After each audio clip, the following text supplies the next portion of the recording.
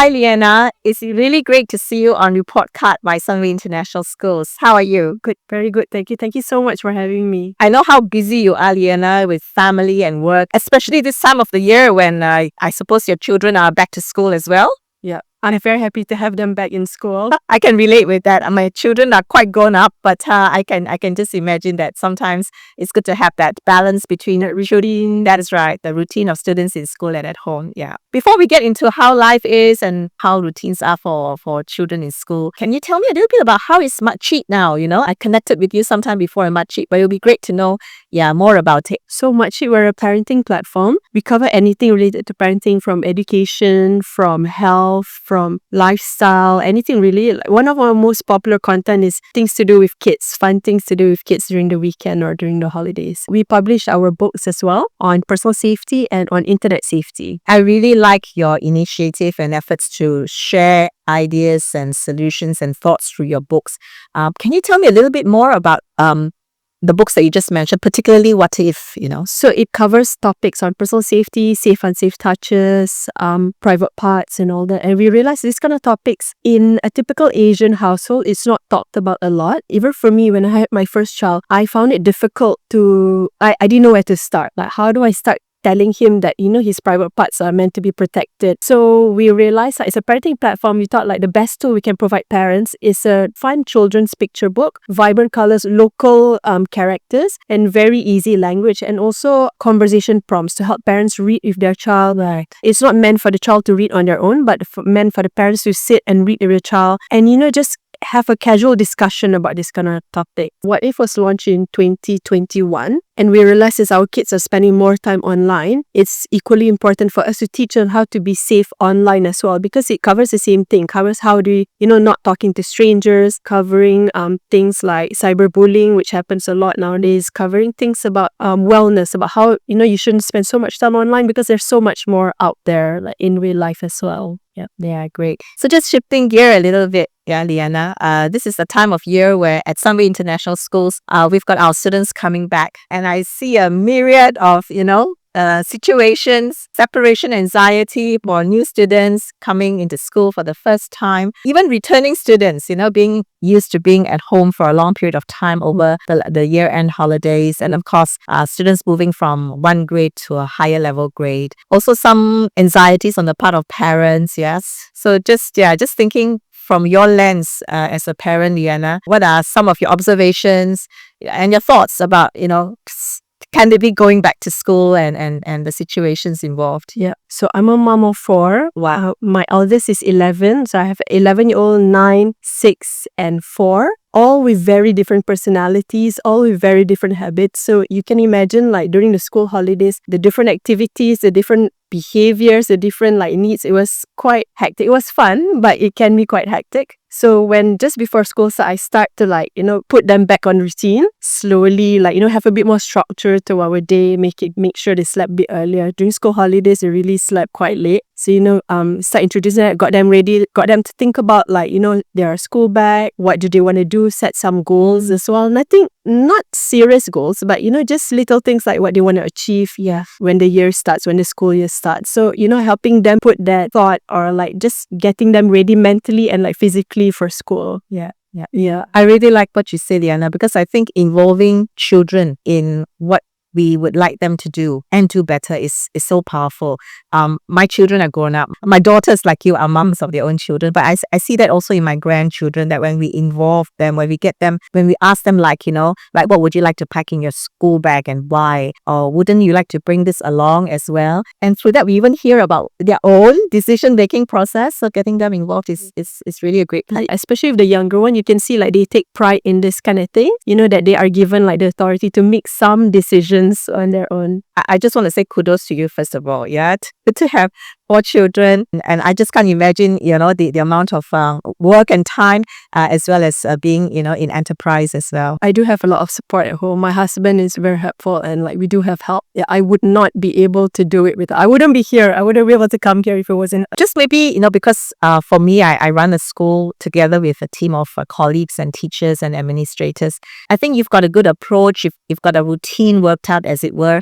I still see a lot of parents struggle in this area. Do you have some suggestions, some observations that have led to maybe some good practices that you can share with us? So in my household, we have a schedule. So for each kid, I have their own schedule, and it's pasted on the wall. So they kind of know, they have an idea of what they're expected to do, like when they come home from school, or like what extra classes they might have. It's a lot easier with the planning. And if they decide to like not do that, then I'll just point to the wall. I'm like, it's already on the wall. This is something you have to do today. And like even one of my daughters, she's into cats. So like I put images of cats on the schedule just so that, it's nicer to look at for her. It's not so intimidating and not so boring. Then my helper at home also is aware of like what needs to happen during the day. That's a great strategy. Yeah, to have every child have a schedule. And I suppose you involve them in coming up with their schedule. Part of it, unfortunately, like I can't let them have a total say on their own, because then of course they wouldn't want to do their homework and like music practice and all that. Absolutely. But like maybe more like the aesthetics part of the schedule, then like I said, like they'll get to design it on their own. But like, yeah, the routines of the day, we try to, of course, like they don't follow it. Like, of course, they will try to rebel and they will complain and like whine about it. Yeah, at least it's there to provide us with some structure during the day. Yeah. No, truly, that is great. What I'm learning from you, Liana, is, when we involve our children or little ones, we can still control that process, right? So you are still leading in terms of how they spend their time, but getting them involved in other ways. I mean, fun ways, like you said, decorating the schedule and maybe little parts about, that will help them make decisions and also learn time management. I think that's fantastic. Kudos. I'm going to borrow that idea and share it with my daughters. It's not like foolproof. Like children, they have their mind of their own. It's not like they're going to follow it like diligently every day, but at least there's some outline to their day. Yeah. And I guess using that process, when they're involved in coming up with their schedule, should something happen and they find that they are not following their schedule, they've gone off track, I suppose it leads us to opportunities to have conversations with them as to say, hey, like, this wasn't followed, like why? Yeah. Right. And that leads to, again, that character building in them, that time management skill in them, right? That ownership and accountability. I've had friends and like colleagues suggesting to do like a reward chart as well. Oh, wow. But I think that's a really good idea as well. So like in one day, if they follow everything in the schedule, then maybe they get like a star. Yeah. And if they collect like 5 stars, then, they get like a special reward. For me, like if they don't follow that, then things like screen time might be taken away. Or if they do good, then I might like put, give them extra pocket money. So I do try to like offer reward and like, repercussions, and we do talk about it, but it's not easy. Like the negotiation part with kids, it's one of my biggest challenge. No, I think reward and recognition is very powerful. And I think not only do little children or young people respond to reward and recognition, even adults and older people do. I respond to reward and recognition. This might be helpful to you and maybe some of our listeners. I did one of my master's degrees when my girls were very little. They were like 3 years old and 5 years old. And they will always disturb me like, Mommy, I want to play. Mommy, I want to eat cornflakes, and I've got an assignment to finish. So what I learned from my professor was to draw a clock. And I put it on the wall and I would draw the time, that I would finish working, and I'll point to the clock on the wall, which is the real clock. So let's say the real clock is 2 o'clock. And I said, Mommy needs 2 hours. Okay. So when the clock on the wall is like what I've drawn, which is let's say 4 o'clock, then we get to play, or then we get to have ice cream together. Yeah, that's a really good idea. Yeah. And you know what, Liana? My 2 girls, my 5-year-old and 3-year-old, would be sitting in front of the picture drawing that I had. So cute. And they would be watching. Yeah. And of course they would go away and come back again. But they literally look at the time on the wall and on the drawing. And when it's time, they would then point that out. And I think the important part is then that we recognize that and stop. So the difficulty was, you're a writer, so you know that at that point you are in the zone, of writing. But as a parent, I knew that I had to put down the pen.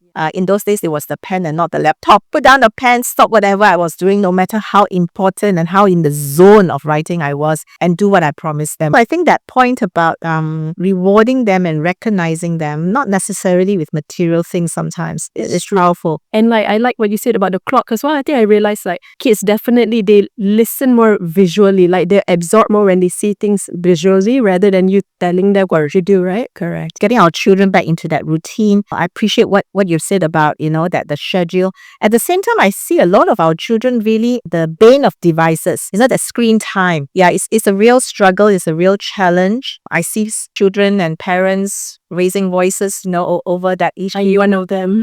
Maybe from your book, are there some tips or some ways of addressing this, Diana? I'm one of those parents that's guilty of telling my kids, like, I wish your iPad did not exist, like, because you're spending so much time and they're so glued to it. Like, the algorithms designed to, like, pull you in and, like, keep your attention on it, because they do use their iPads in school, for school and for learning, for their homework. So I try to not paint such a negative picture about it, but to tell the kids that there's so much you can do with your devices. You can connect with family members, you can learn about so many things, you can visit places that you never get to see otherwise. So I try very hard to paint that picture as well, but it is challenging because, like I said, once they're on it, they're glued to it.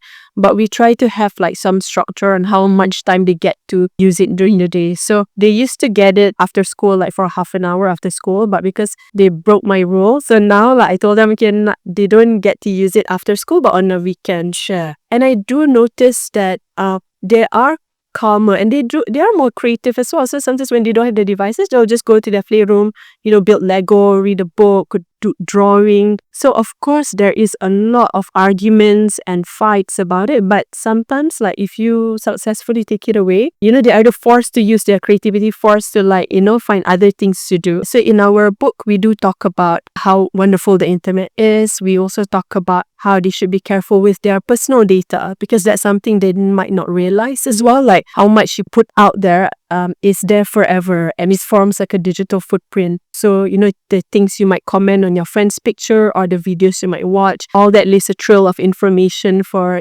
other people to take. So be careful with what you post, be careful with what you read. And also we talk about cyberbullying, which happens a lot nowadays, especially with the bigger kids. Yeah, I think that's something important thing that we need to teach our kids, because sometimes you don't realize it. If you type a comment about a friend, it feels different than saying it face to face, right? So one of the message in the book is always treating people online like how you would treat them in person as well. That the person has feelings. They're not just like a picture on a screen. It's an actual person behind the screen. What you've said just reminds me that really in educating our children, bringing up our children, it is actually a partnership between parents and schools. I mean, you mentioned cyberbullying. So for a school to address that, we need the parents' role as well. The parents to play an equivalent, if not a greater role. And you talked about screen time. We limit it in school, but we also need parents to also limit it at home, because otherwise then there is that imbalance and the child gets confused. I'd like to know your thoughts about the partnership between parents and schools. Do you agree with me? Do you have other thoughts? Definitely. Our kids are spending so much time in school, and we really do depend on the teacher to help, hopefully, bring them up with the same values we have at home. So with me, I do communicate with the teachers a lot. I do attend the PTCs. I try to, if there's any problems at home also, if, let's say, my child is going through a hard time because of someone passing away, for example, I do inform the teacher to help the teacher, look out and see, where he or she might need support in school, or, might be distracted in class. I do appreciate when the teacher informs me as well if, my child either misbehaves in school or might not be eating or something. So I do believe that communication between parent and teachers is very, very important. Yeah. Also make sure that whatever rules that the school has in place and what we have in place at home, the child is expected to follow both. It's not just in school he or she can do one thing, and at home you can do whatever. Right. Yeah.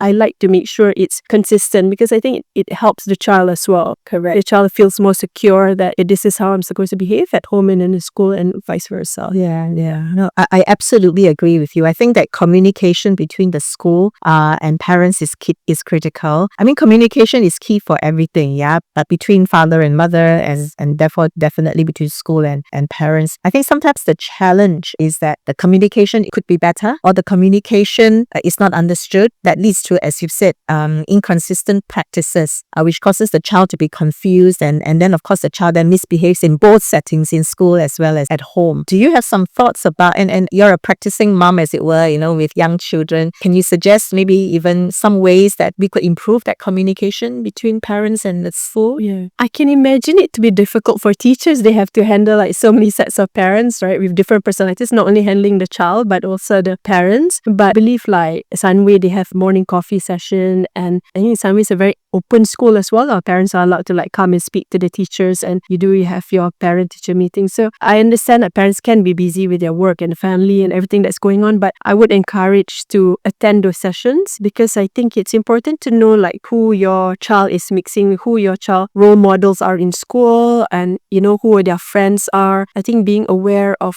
understanding also what the school's plans are, the school's like values are, how the school does things. I think it's very important to not just like drop off your kid and that's it, but to like be engaged, and like that's something, read the school newsletters also to know like the activities, like the open days and family days that the school has. So I think being involved is time consuming, but I think it's quite necessary, because as I said, the child does spend a lot of time in school, so it is important to put a bit of effort to know like what is happening in school. And I think one of the outcomes, engaging sometimes could be just to understand each other. And therefore, I think we also get to understand that whilst the school and parents play very similar roles, overlapping roles in some instances, but they're actually quite distinct roles. For example, for me, I think the school's role is, while we are student-centric, we have to take care of the community. And that's why we play a very good role in socialization, because we get the children to embrace diversity, respect each other's differences. At the same time, I think you use the word role model very often, Liana, and I really like and appreciate that, because I think whilst in school there could be role models,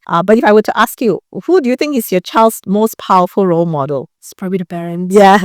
Your daughter, probably you, and to your son, your husband. Yeah. So I think getting parents to recognize that they are actually the most influential role models to their children, and recognizing that role impacts, I think, how we parent and how the school and the parents can play better parts, better roles. It's true. I smile and laugh, because I think sometimes I hear little children speak and I think, oh, that's very interesting to hear the child speak in that way. And then I meet the parents and I hear the same way of speaking. So I did speak to one of my friends, she's a teacher, and she said like, sometimes you see the way the child behaves, and then like 95% of the time when you meet the parent, it's exactly the same. What do you think in terms of helping our children get back to school, get back to the school norms? And now we've talked about partnerships. Just looking forward in terms of next steps. If you were to summarize what we could do better as parents and as schools. As a parent, I think it's important like for us to set the routines to get the kids ready. There's a lot of challenges. Some of the families live overseas, and they want to spend time in their home country as much as they can before they start school, and they come back like a day before school starts. So different family has their different challenges, but I think just putting in the child's mind, like getting them mentally prepared, as I said earlier, talking about routines, even if you can't like carry out those routines because of like the travel and all that, but just talking to them about it, I think that would definitely help. And also sharing any information from the school, because most of the time this information comes to the parents, right? Like we do get information that, okay, this is what's going to happen. Depending on the class as well, like there are teachers that would ask for postcards from your holidays, or, talk about the things that you did during the holidays. So to kind of connect like what the kids did outside of school and school, and like, bring pictures, for example, of what they do. I think to like smoothen the process, that would helpful, especially like for the younger kids. Yeah, make it more seamless for the child. Absolutely, yeah. And I think our conversation today just reminds me how important that communication between school and parents are.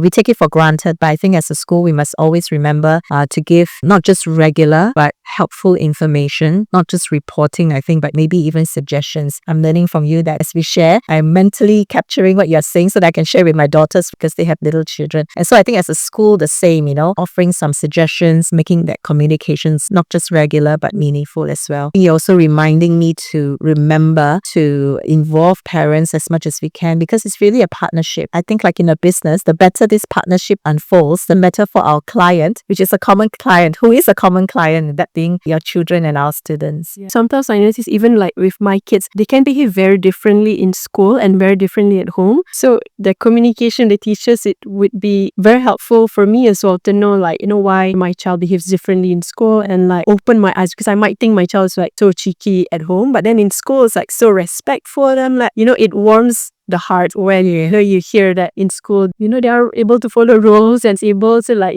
talk to people nicely. And yeah, it's nice to hear personalized feedback from school as well. It's nice for me to also hear that like you as a parent appreciate that the scope that teachers have to cover in communication and in teaching. Maybe I should tell the teachers as well that I really appreciate it because, yeah, I'm sure they do a lot of like good work. It's not easy educating the next generation. I think what you've just said reminds me of, in my experience, situations whereby when parents are collaborative, when they respect what the school is doing or understands what the school is doing, it leads to better outcomes. Yeah. But when parents don't work with the school to bridge the gap, then the outcome may be a dissension with disagreements. I mean, I'll candidly share an example, which I'm not proud to share, but when a parent speaks badly of the school because the parent is unhappy of the school and speaks badly of a teacher in front of the child, then I think it's destructive, because then the rapport, the relationship, the respect that we are trying to build for learning to happen in the classroom is just broken. So I think it's so valuable that we continue to have this conversation, Liana, and I hope to have more of these conversations with you because this partnership, I think, is so critical. I think it's an amazing platform as well that the school has, with the podcast, like, covers different